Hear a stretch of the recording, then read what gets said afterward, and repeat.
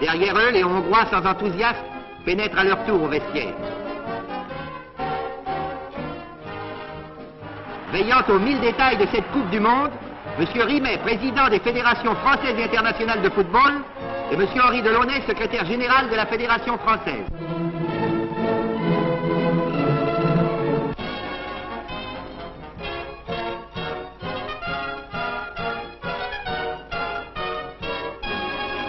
L'arbitre, M. Capdeville, ayant à ses côtés Sarrosi, capitaine hongrois, et Meazza, capitaine italien, procède au choix des camps.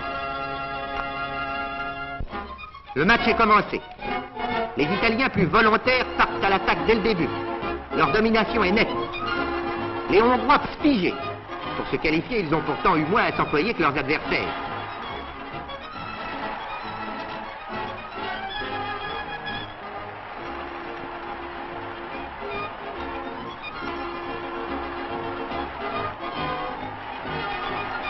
Diavati, l'ailier droit, centre. Voilà aussi l'extrême gauche, shoot dans sa foulée et marque le premier but italien. Il y a à peine 7 minutes que le match est commencé et les Italiens prouvent déjà leur supériorité. Les Hongrois ne sont pas déroutés. Au contraire, ce but a le don de les stimuler. Ils obligent les Italiens à se replier et à défendre leur but. Sarrosi, l'avant-centre hongrois à la balle. Andréolo le gêne. Le Hongrois Zengeler tire au but. L'extrême gauche hongrois Titko surgit et marque. Les deux équipes sont à égalité, 1 but à 1. Leurs chances de remporter la victoire sont intactes. Les Italiens auraient-ils présumé de leur force? Non, ils reprennent le contrôle du match. Ils font une splendide démonstration de football rapide et efficace.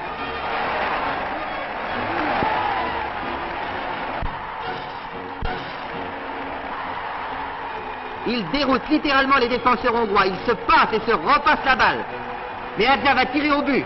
Non, il sert Piola qui marque un but magnifique. Les Italiens ont concrétisé leur supériorité. La foule applaudit le spectacle que leur offrent les brillants Italiens. L'extrême gauche, Cola aussi, inscrit un 3e but. Les Italiens qui au début du tournoi ont laissé éclater sa joie, son équipe ne peut plus être battue. Il ne reste plus que quelques minutes à jouer. Le match est terminé. L'Italie bat la Hongrie par 4 buts à 2. Les joueurs italiens reçoivent la récompense de leurs longs efforts. Ils conservent le précieux trophée, la Coupe du Monde. Les joueurs, débordants de joie, se félicitent, s'embrassent. Dans les tribunes, la foule manifeste son enthousiasme pour le beau spectacle qu'elle vient de voir.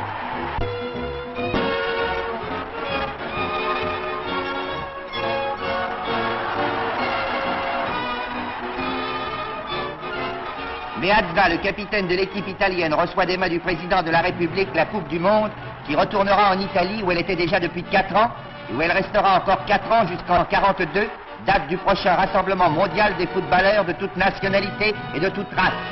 Ainsi se termine en apothéose la 3e Coupe du Monde à laquelle prirent part 36 nations. Jamais dans aucun pays compétition